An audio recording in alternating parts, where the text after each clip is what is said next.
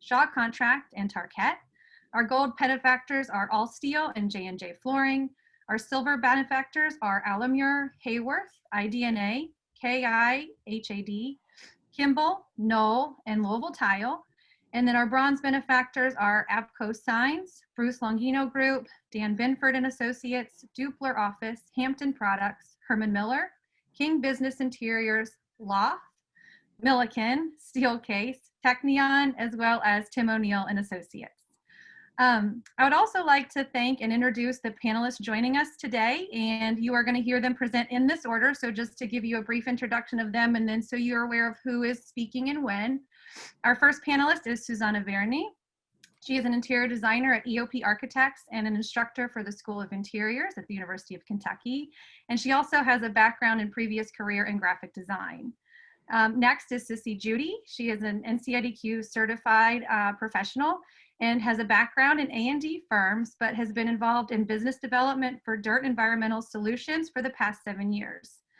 And then last but not least, we have Chad Eby. He is a designer and artist, as well as an art, studio, and digital design assistant professor in the School of Art and Visual Studies at the University of Kentucky, and is a member of the Society for Experiential and Graphic Design Society and their academic steering committee. I don't want to share too much about each of these panelists because they're each going to discuss environmental branding as well as how it aligns with their discipline and work. And I just wanted to let you all know that each of them will be giving a brief presentation, and then we will follow that up with a question and answer portion to this. So if you have any questions for the panelists as they present or as they're talking, feel free to write those to Erin Hardgrove. So Erin, can you wave? Erin is on the student relations team, and she actually is in the Cleveland Akron City Center. So you can send any questions to her in a private chat. So she will field those questions and then help us ask those of the panelists following their presentations. Please feel free to also type into the chat function to let us know if you're experiencing any technical difficulties, and we can try to help you resolve those as well. And then we also want you to be aware that we are recording this event. So I think that's all of the sort of background information we need to provide everybody. So without further ado, I will pass this off to Susanna. So Susanna. Let's do this.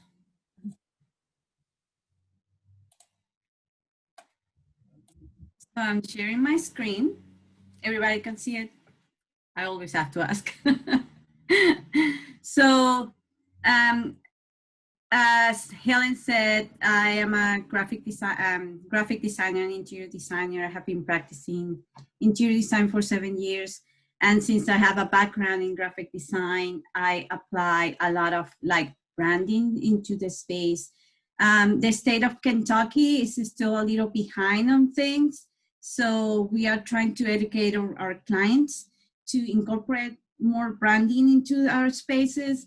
Their spaces. So today I'm going to start talking a little bit about what environment and branding is to understand how we can apply that into the spaces. So different spaces tell different stories. Every space that you enter, it tells a different story. The organization, the people that live in the space. So if you see this house, this living room, in comparing with this living room, they all are houses, people live in there, but it tells a different story of the people that live there. And this is a more warm space and welcoming, and this one is a little more cold and clean and white, but it reflects the personality of the people or the story of the people that live in the space. So they start with environment. So the environment, the word comes from the French word environment, which surrounds, is what surrounds us. It could be subjective or a thing. For instance, the natural world, we can touch the water, the land, the air, but it could be also the community, the family, the individual, the religion, and it could be human-made things, roads, buildings, parks. the bridges, interiors, and then we have brand. So brand is a marketing tool, and that creates value and identify the organization or the product. And so we use a logo for that. And then brand is a promise. So it's what is promising you, what is offering this service, okay? It's an asset. The reputation of the brand may increase or decrease the price, premiums, and it's a set of perceptions. So what do we perceive what the brand is? So with Coca-Cola, for instance, and then you feel that when you drink it, and it's young, and it's also classic, it's what you perceive from the brand, and it's a mind share. So that set of perceptions we share and holds in the customer's mind, and it gives you the experience, okay, and what to expect into the future. All these elements stimulate, and help you, your mind, and help you associate your thoughts to the brand. And then we go a step further, and then we have the visual identity. The visual identity takes that step further and starts to identify the brand, and that's what we do. That's that step. We support the brand through the visual elements in the space. So branding is the art and science of influencing perceptions about a product and organization. And it's more about the experience. It's not the thing, it's the experience. That's branding. So we infuse the brand into the surroundings, okay? It's a visual identity in the environment. So it becomes more like an immersive environment with a strong message. And as interior designers, we deliver that interpretation and of who our clients are.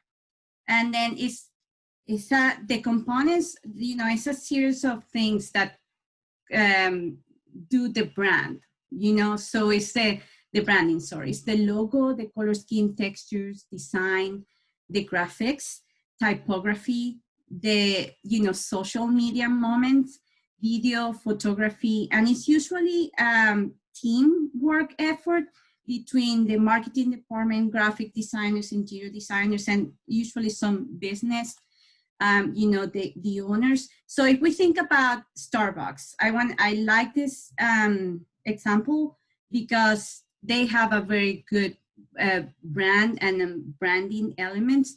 The logo doesn't tell you that they sell coffee. It's their identifiers. It's green, and we know when we see it that that's Starbucks. But they state that they are more than what they brew.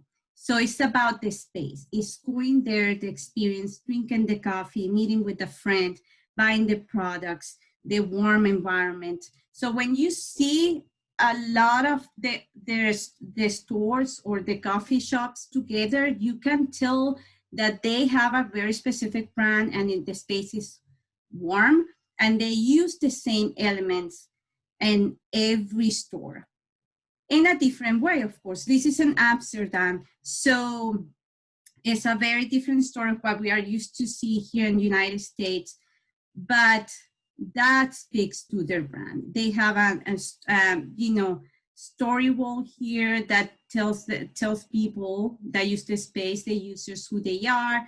They display their products, and they have different seating areas because their brand is about the experience again. So then, in a more by my experience, I can talk about a few projects that I have worked on and that I use branding. And so as an interior designer, as I said, we don't only work with the logo, and I have found a lot of my projects that what we use is bringing those finishes and ideas to the space. When we design our office, our EOP office, our logo, you can see it is only in one space, which is the lobby. But the idea, what the president wanted, is to make the space like an art gallery where we exhibit our projects. And that was the main idea, to express our projects in an art gallery. So all the finishers were to the point, no colors. The only colors were coming from our boards, where we exhibit our projects, because that's our product. That's who we are, architects and interior designers. This is another project that I'm working on, and it's the Radio Lollipop for UK Healthcare. And the Radio Lollipop, this is actually their logo. It's a radio station for the Children's Hospital that is gonna help the kids to stay a little away. It's a positive distraction from their illnesses, and they staying in the rooms. So the main concern in UK was that the Radio Lollipop is red and they are blue, and then how they can integrate that logo into the space along with their color scheme. So what we did was to bring that red flower Radio Lollipop into flowers and spread that into the flooring, along with the circles, which is part of the branding, Children's Hospital branding for UK. And we mix those two together to represent both of them in the space. Another way that I used branding in the space is for the UK Simulation Center. And then this space is in UK campus, the medical campus, but it's also a part of the hospital. So how we can mix the two of them. The client wanted the space to feel more like in the medical field and technology.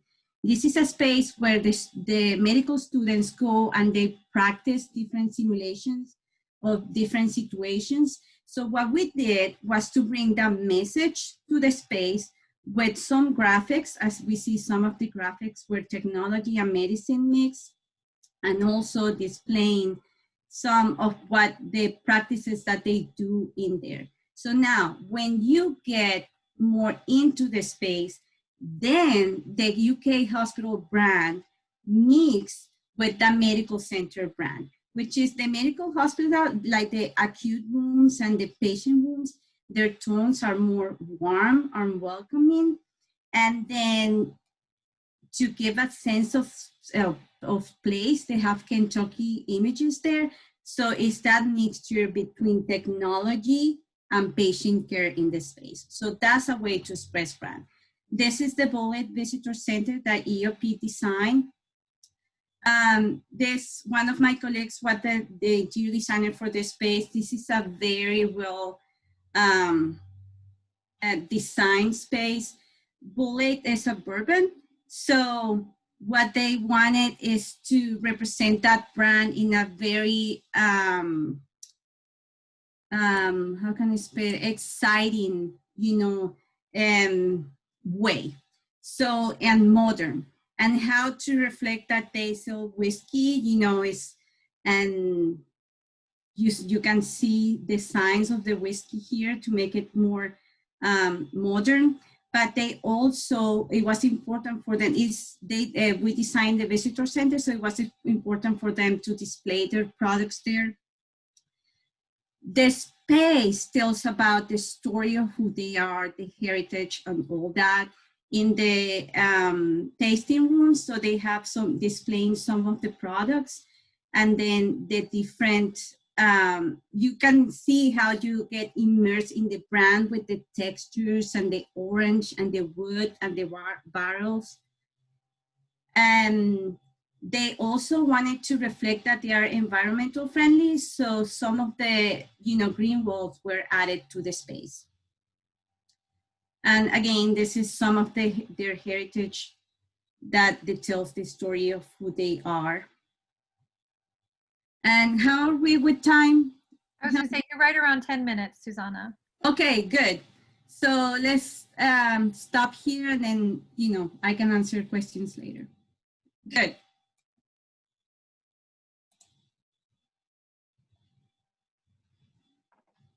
Okay, do I go now?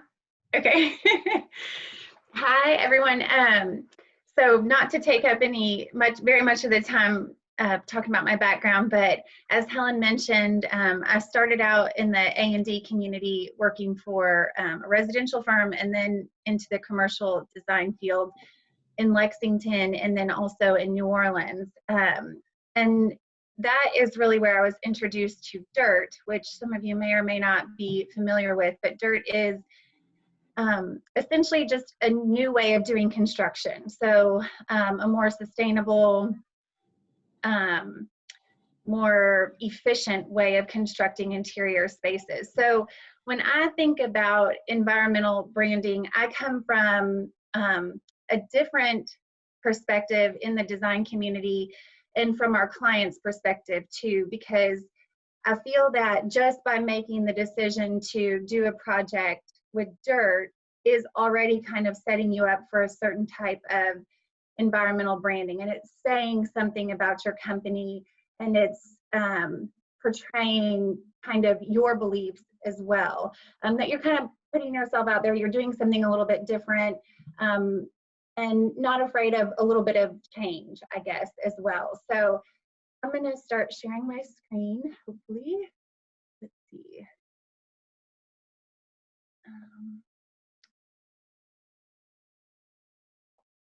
Are y'all seeing it?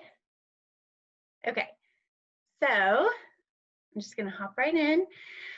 To start off, very similar to what Susanna was saying when she showed the two homes, that I feel like when you are thinking about a space for your client, and really when our clients come to us, from the very moment that they step into their space, they want you to get a feeling and they want you to know what they're about. And they also want to give you kind of an idea of what you're about to experience. So here you'll see 3 of exactly the same type of door, which of course are dirt doors. But just by designing the space a little bit differently, you're creating a completely different feel. So here you kind of know, okay, I'm walking into more of a traditional space, a lot of marble, a lot of dark colors, very warm, maybe a financial institution, something like that, a lawyer's office, where here it's, whoa, here's a big, bright, creative pop of color. I'm going into more of a space where I might have some freedom of creativity or sharing, just kind of a more open environment. And then here, a very modern, clean aesthetic. So just kind of reinforcing from the get-go, even though we're not showing a logo yet, you don't know exactly who you're meeting with, you have a feel kind of for what to expect within the space. And then as you go further into the reception area, the same thing. So similar to Susanna's images, this one has a little bit more of a cooler feel, very modern, very minimalistic. And this one's kind of a pop of color. So again, using all of the same exact materials, just thinking about the space and the brand of the company a little bit differently. And then again here, if I walked into this space, I might think, oh, these people have more of a sustainability mindset. They're bringing nature into their space. They're exposing the brick. They're not using a lot of materials that might be harmful to the environment. So right off the get-go, you're giving, I guess our clients are giving their clients a view into what they're all about, which I think you really can't help but do when you're designing a space. I mean, the first thing you do is you get to know your client, you get to know their message, you get to know what they're about, and then you kind of start helping them narrow that larger vision down into the interiors of their space. Again, more of a sleek, modern aesthetic. And then of course, in my world, because we do a lot of graphics, we do get very literal sometimes as well. So while I think it could go either way, this one, when you first walk into this space, of course, you know, okay, this is American Airlines. But then as you travel further into this space, they've used color instead of their name to continue that branding. So you might start it in a certain way, and then as you ease into the space, it kind of morphs into something else. You still get this continuous feel of what they're trying to portray. This one, again, by not even using a sign, you can guess this is Google, but they just have continued to reinforce their logo over the years so that anytime that we see these primary dots together, we automatically know, okay, this equals Google. Where if you get a little bit further into their space, they kind of back it off. Okay, now we have less of the public view. How do we want to portray ourselves as a company to our actual employees, which is another type of branding for them. So they might have kind of their company interface or their client interface, and then their employee interface is a little bit separate, a little bit softer. Trying to talk fast, so sorry if I am rambling on here. And then again, this one, as you can guess right off the bat, you think, okay, this is Netflix. Again, no signage, but just by putting an image up that we have had reinforced into our mind over and over again throughout the years, it's creating this space. This is what we know they're about. They're about creativity. They're about just their shows.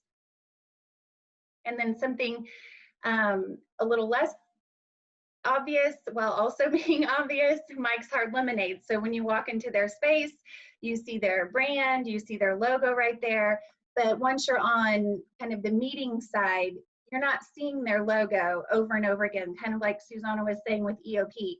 You see it once, you know where you are, you've put your logo out there, and then as you travel further back into your space, you're just subtly reinforcing what you're about, putting lemons in the wall in this case. I also think that color has a lot to do with this and the feeling that you get within a space. I first showed that on the American Airlines image, but several of our clients use color in a very strong way.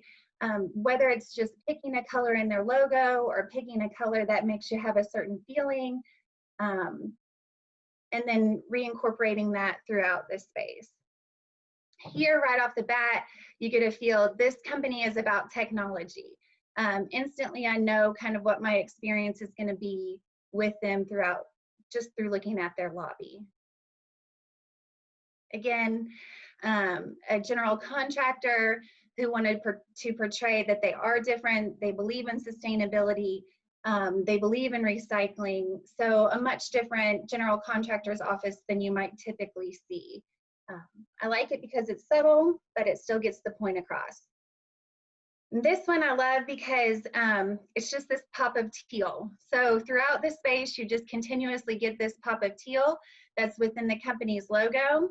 And it's just reinforcing it over and over and over again. There's a million examples of these as we just continue to go through.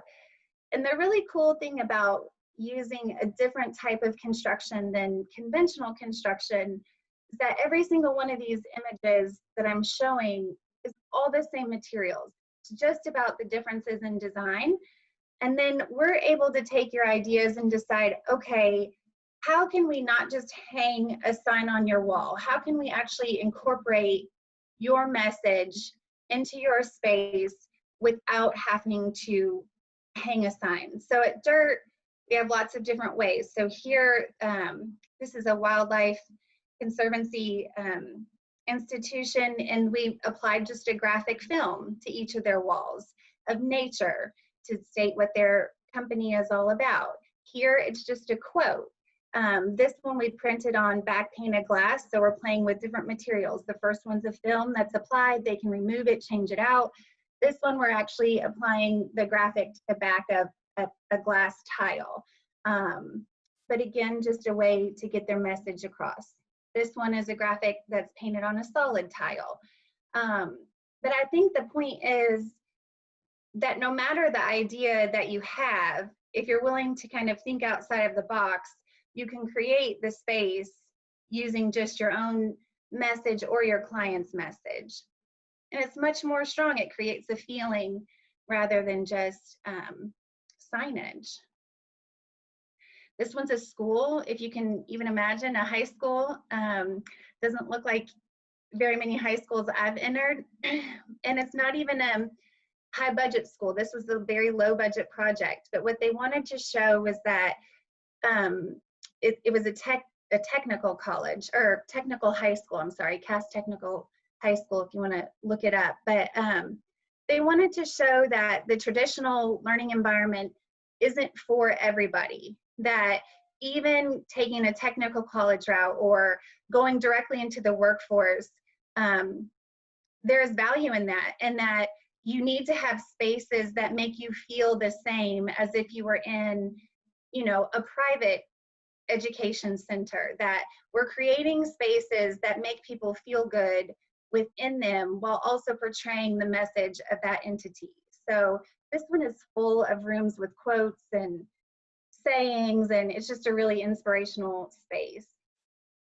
I don't know how I'm doing on time. We still, okay.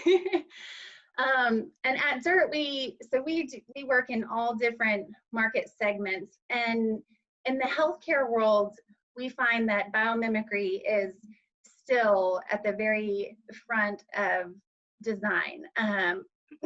So here you can see we're incorporating nature. This is a space within a hospital where you actually fill out a survey at the end of your stay to say, how was your stay at the hospital? How was the environment? How did it make you feel? Did you feel like you healed well in this space? So to create through graphics and environmental branding, just a space that makes you feel calm when you fill out this survey is obviously a bonus to our client, which was the hospital, as you're leaving your stay. Also, nature is creating just a feeling of healing. So we see that a lot within healthcare environments. And just saying, look, this space is different than a lot of healthcare spaces that we see. So just going the extra mile of putting a graphic on the wall is taking an extra step to make your clients feel like this is a space where I might not mind the procedure that I'm having done as much as I would in a, I don't know, cream painted walls facility. This one was a clinic for a Native American tribe. And what was really important to them were their symbols of water and mountains. So just by creating this continuous graphic down the corridor, we were able to reinforce to everyone visiting the facility that, hey, look, this is a place where you can continue to feel comfortable. This is a place that has the same values that you do. This place feels more like home than, say, maybe a different type of clinic. And then I always really love these because it's about the feeling, again, that you're giving the users of the space. But of course, in pediatric care, we're always wanting kids to feel comfortable. We're wanting them to feel like they're in an environment that is not necessarily about them being sick, but about them healing. So creating opportunities for what we call positive distraction, areas where they can be distracted by their environment and take their mind off of maybe something that they're getting ready to go through or that they've just been through. It's not always visual. So I think environmental branding can be about all of our senses. So we had one client in New Orleans, I remember, who they were all about the smell of their space. So they ended up buying these machines that kind of put off this smell within their office, so that the second you got off the elevator, you always knew, you recognized that smell, and it triggered, okay, this is where I'm going. This is the experience that I'm going to have. I know what to expect. And same thing here. This is sound. So while we're seeing the image of the animals visually, when you touch them, it makes the noise of the animal that you touch. So just thinking about branding and how you want your client or your project or your own designs kind of out there in the world. Creating safe environments. So this was a school for children with special needs, and sometimes during the day they would need an outlet, a physical outlet.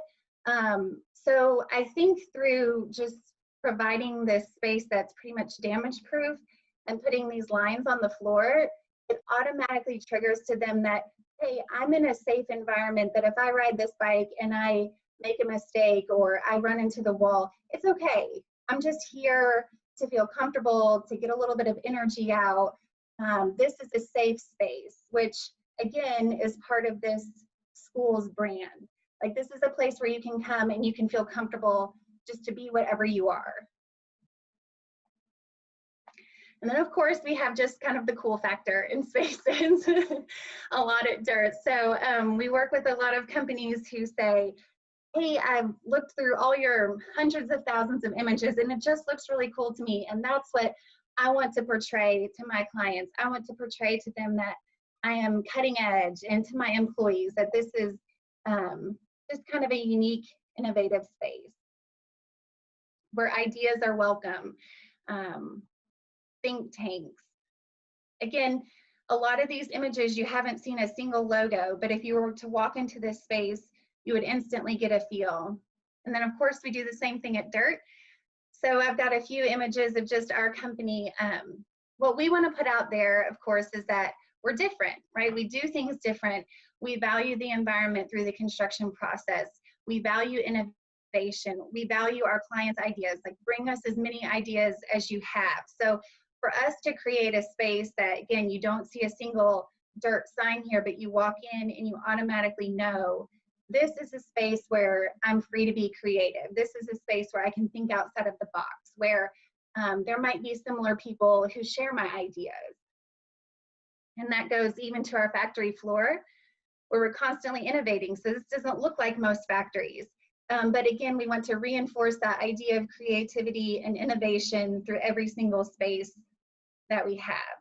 And I think even the College of Design does this. So when you walk into your space, you even get this feel. Of course, this is Pence Hall, but you get a feel that you value history, you value existing architecture, but that you're also part of this century, that you're creating spaces and learning environments that are kept up to date, where, you know, you're not just I don't know, you're open to both. You're saving history, you're being sustainable, you're moving into existing facilities, but you're also moving along with the future. And hopefully your new building will be the same thing. I love that, again, through having your project be at the Reynolds building, you're only reinforcing your total brand. Like, we are committed to saving architecture. We're committed to moving into existing spaces. It's just everything that you do on a daily basis continues to reinforce that, which creates this overall brand. And that's all that I have. Thank you, Sissy. Last but not least, Chad. Stop sharing. Stop sharing. All right. Is my video there? How interesting. Okay, We're not I'm gonna seeing jump right anything in yet. here. And We're not seeing anything yet. you're not seeing anything. How interesting. Why would that be? Well, let's see if you can see my screen, if I get the screen going here.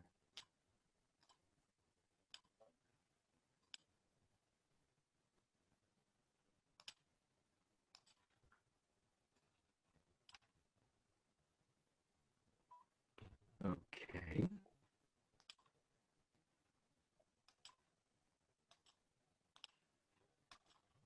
We've also lost some video of you, Chad. Lost some video of you, Chad. What happened? Yeah, I'm not sure what's going on here. I'm actually not able to control my Zoom right now. Hang on a sec. Okay. I'm clicking on things and nothing's happening. Helen, are y'all still seeing my screen? Are you seeing my screen? Okay. Okay, I'm getting a message that screen sharing has failed to start. Oh no. Oh no. Let me maybe close out of this and come back. Will that cause too much chaos? No, that's fine. No, that's fine. All right, let me give that a try.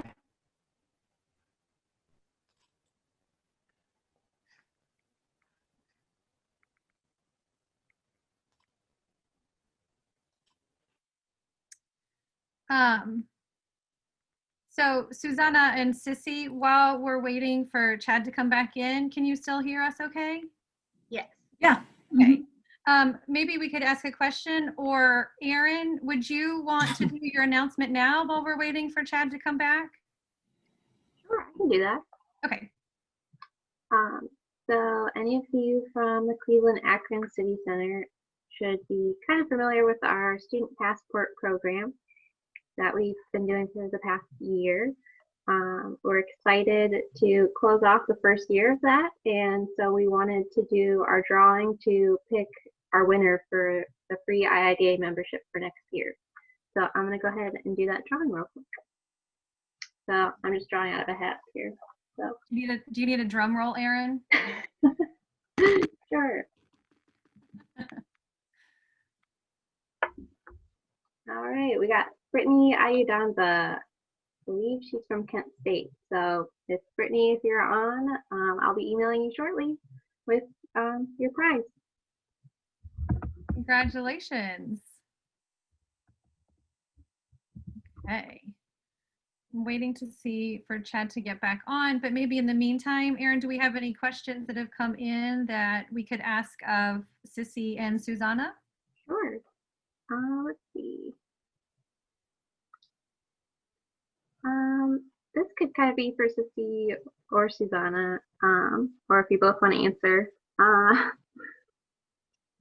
Kind of how do you go about the kind of approach or process of kind of translating that company message into those branding and graphics? Like kind of how does that conversation go? You want to go, Want to Susanna? I will say that most of our projects do involve a design team too. So someone like EOP. So oftentimes we rely heavily on the designers and architects at those firms to kind of initiate those conversations with their clients, because they always are in charge of the whole environmental design.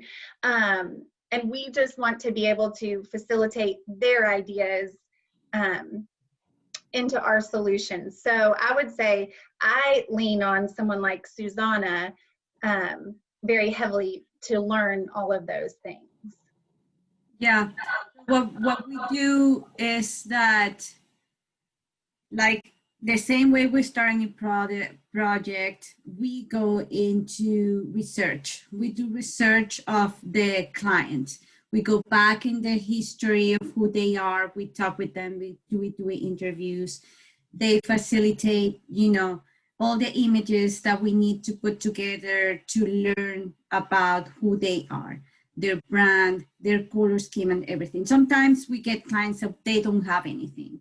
So we need to help them to put their brand together. They even don't know what branding is and how important that is to design a space. That's the same thing that I'm teaching the students right now. It's like branding is so important and you don't even know, because when you're designing a space, it's not to make the space pretty. It needs to talk about who they are, what the organization is. So it's all about research. And then you have, for instance, I am a graphic designer, so I usually put those images together for the client, but we also work with advertising companies and graphic designers that put all those graphics together for us. And again, it's not about the graphics. Then, you know, we do the research, and then we go through the different phases of the design process. We go into schematics and we start thinking about where are the brand moments? You know, is it the entrance? Can you see the space from outside? Do they need light? How it's gonna look like at night? So you start locating those branding moment, accent walls, messages and images into the space, and then you go into design development, and then you develop, you know, and design all the different graphics. And it doesn't have to be graphics. Sometimes it's sculptural things, you know, it's a big wall with just, you know, a graphic, or it's a piece of furniture, or, you know, the bicycles on the wall. That's part of branding. So yeah, that's the way we do it. All right,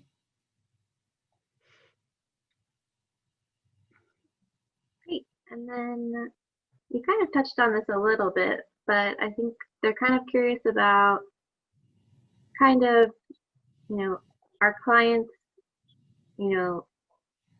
asking for those kinds of graphics, like they know they want them. Is it something that you kind of talk them into? Or, that you're kind of having to approach, budget-wise and, just project-wise? Yeah, so sometimes they don't know or they don't ask for it. But I usually advise that they need it, and I explain why. More like in Kentucky, we're still a little behind of them, so we are educating our clients to approach their spaces more in a branded way. Okay, so sometimes, that's an extra service that sometimes we offer. Sometimes we try to offer that into our scope of services, just for hints of, hey, we can also do this. And this, we also give them like some precedent studies from other, projects and the results that how that affect to their product or to their organization. Sometimes it costs more. So, it depends about the project, how big it is, and how much into branding they want to go. But not all the clients ask for it. We introduce them to branding and environmental brand. Yeah. I would say for us, a lot of times, just because of the nature of dirt, that a lot of our clients are already looking for that, because they already know what dirt is. They've done their research, or we have had just a general presentation with them, and I can't think of very many projects where graphics have not automatically been incorporated. And I think it speaks to a little bit also about the method of construction, because for us to do a graphic tile is no different from us doing like a solid tile or a glass tile. So it's a little bit different on our side because they've already kind of narrowed down to a certain solution. So, typically they're coming to us with that. I see Chad. Yes, I was just going to say, we got Hi, Chad. Chad. Hello. Welcome back, Chad. Very sorry. I do not know what happened, but everything went south all at once. Oh no. Well, it's okay. We did a little bit of question and answer while we were waiting for you to return, but I think you can provide a little bit more insight and potentially a different perspective than what Sissy and Susanna talked about, and also potentially relate to some of the questions that have been asked. So if you're ready, you should be able to share your screen. All right. Nice save. And let me just fire that off. Okay. Very good. So I will not waste much more time, but I am Chad Eby, and I teach design and art over in the School of Art and Visual Studies. And I'm not going to talk about my work here at all, but if you're interested, you can go to chadeby.studio on the web and sort of see the kind of things that I work on. Okay, so to start off with, I just wanted to sort of think about some antecedents, like how did we get here? And so, environmental branding is this idea. It's not just, as you've heard from the other panels, it's not just putting up big logos on the wall, but sort of crafting an experience. And so when did people start doing this? And I would argue that it was a very long time ago. So around, say, between 30,000 and 40,000 years ago, people started using art and design to modify their environment, in this case by applying color. So this is a handprint from a cave in Chauvet Cave in France. But they did this sort of thing all over the world. This is from Indonesia. These are from Spain. And they just seem to have spontaneously done this. And I think they're trying to tell a story with their environment. But it goes even further back. In 2016, in southwestern France, they found these, actually they found them earlier, but they finally verified them and dated them. These are these stalactite circles. And these are so far back that they're not even humans. These were Neanderthals that apparently arranged these in a very sort of purposeful way, these broken off stalactites to make them into circles. And there were areas where they had fires as well. Here's a sort of a 3D scan of what that looks like. And this is 175,000 years ago or so. So even that far back, there were things that would eventually be like human that were trying to tell a story with their environment, trying to say something of importance. We'll skip ahead about 174,000 years then to these, what I think of as the first total environments. And I'm thinking about the cathedrals in Europe. Here you had form, light, sound, color, and even scent all combined together to tell a single story. And even the siding of these buildings, of course, you probably know, were such that they aligned in such a way that the sunrise on Easter would illuminate the altar. So they were really thinking about incorporating all natural and man-made elements together. You can think about how the painting, the sculpture, the glasswork, stone, masonry, music, all these things, the incense, all of them are combining together to create this very specific branded experience. And of course, that all came before these other things, where completely different intensity and intent, but it's the same sort of impulse, right? For franchise restaurants, for multinational coffee shops, for theme parks, and even for good place neighborhoods. Okay, so adjacencies. I don't come from an interior design background, and so the place I'm coming from is more of a studio practice. And so I'd like to talk a little about installation art. If we had more time, we'd also talk about critical design, which is kind of on another vector, but let's go ahead with this. So installation is a kind of art is an immersive studio practice where you have spatial experience and embodiment at its heart. You can emphasize visual, oral, tactile, or even olfactory engagement.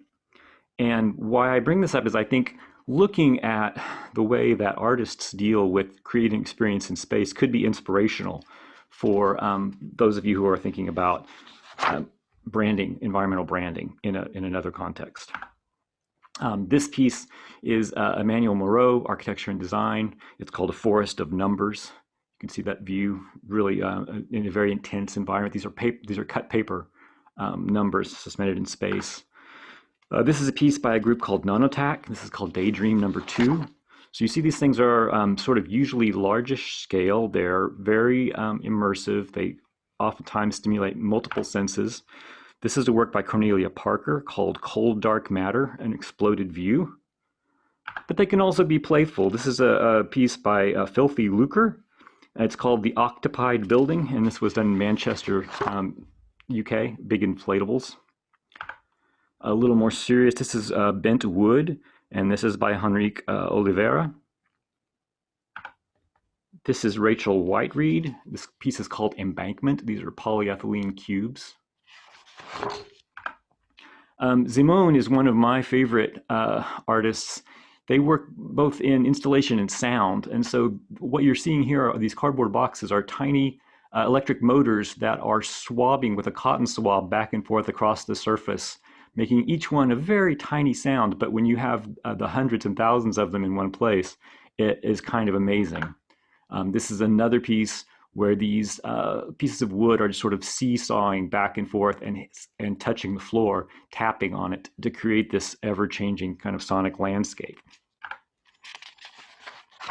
Okay, a couple of studies from Sweden. I had the good fortune to work in Stockholm, Sweden for a couple of years, and I want to present a couple of different environmental branding examples, one from retail and then one from the public transportation sector. So this first thing I'd like to present is called Mood Stockholm, and it's a kind of unusual shopping center in the heart of downtown Stockholm. The idea was to create a kind of oasis in the city and have a shopping experience rather than just sort of a shopping center. And one of the things that is unique about this, besides the sort of extremely eclectic design, is that this was the International Sound Award winner in 2018. There are 22 zones of sound throughout the shopping area that are divided into 3 themes, which are wishing, desire, and everyday.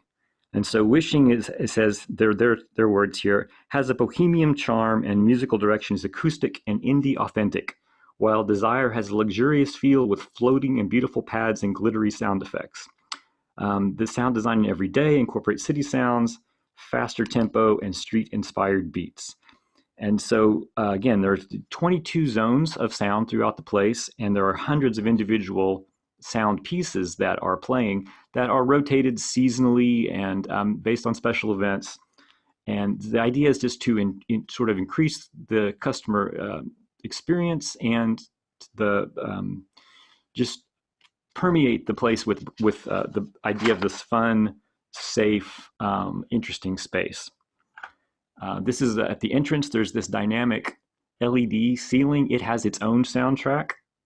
There are sculptural elements in the atrium, which looks rather conventional, but each of these escalators has its own up and down, have different soundtracks that are sort of sequential as you move along them.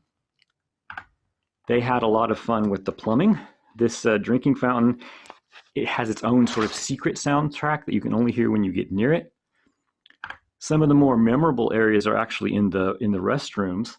This is a lounge space. These are the urinals in the men's room. And this is the child's bathroom. This is sort of this cloud kaleidoscope patterns on the wall. This is the toilet. But if you look up, there's a sort of a village cityscape on the ceiling, and it also has its own soundtrack. Second example is, like I said, from a transportation perspective, this is the Stockholm local traffic tunnelbana, or the subway system. And they have a really strong brand anyway, which they use. This is the SL logo. You can see they make a play on it on the access with access on. This is the sort of the ticket card. But the stations actually, they don't emphasize the logo at all. And in fact, they have commissioned different artists to create installations throughout the stations. It's sometimes called the longest art gallery in the world. It's so extensive that they even have an app that you can download so that you can find your way to all the different art exhibits. I just run through some highlights. There are so many that I can't show, but this is Kunstgården. This is one of my favorites. It somehow is a mashup between an environmental disaster and Greek mythology. This is some different shots of it. In this space, they had saved a lot of the relics or sort of artifacts from buildings that were torn down during the urban renewal in the 60s, sort of made a home for them. There's Hercules. This is a different station. This is Hallen Berean, and it's kind of like being able to walk, or I guess in this case, skip through a children's scribbles, children's drawings.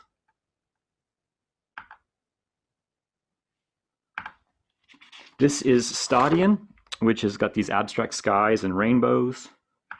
This is Central Station T Centralen, which takes some traditional folk art patterns and just makes them huge. Many of these stations also have a sound component. This is Solna Strand, and it's sort of this futuristic spacescape. This is Nekrosen, and the theme here is sort of like being in the bottom of a stream bed. So you see these exposed rocks in the walls, and floating above you are lily pads and ripples on the water. Rådhuset, which is underneath the courthouse, has got these monumental, truly enormous columns that are sort of half buried, like Ozymandias or something. And this is Tekniska Högskolan, which is the university, and it is sort of a hymn to science and learning. And Thorudsplan is an 8-bit video game where the tiles, the ceramic tiles, have been sort of used as pixels to show this space. And then finally, at Tensta Station, we have Paleolithic cave paintings. So somehow we've made a full circle here. I'd like to talk a little bit about some of the technologies that are accessible and useful for making some of these kinds of interactive or environmental spaces. And the main guy is this little microcontroller. It has a huge, this is the Arduino Uno. This is sort of the standard microcontroller. Fairly easy to learn the programming language. You can control light, sound, do a lot of sort of sensing and actuating. I use these in my own practice and teach about them in my classes. This is a friend of the Arduino. This is an ESP8266 module, which has most of the capabilities of the Arduino, but it's much smaller. It also has Wi-Fi baked into it, which means that you can either control it via Wi-Fi, or you can kind of even brand the ether with customized SSIDs. And these cost only a few dollars each. Individually addressable LEDs have now become very reasonable, and so you want to do some kind of lighting effects, it's now very possible.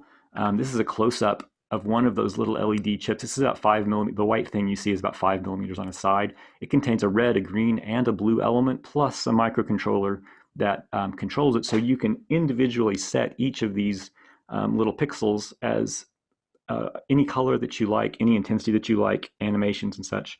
They come in many different form factors besides strips. There's matrices.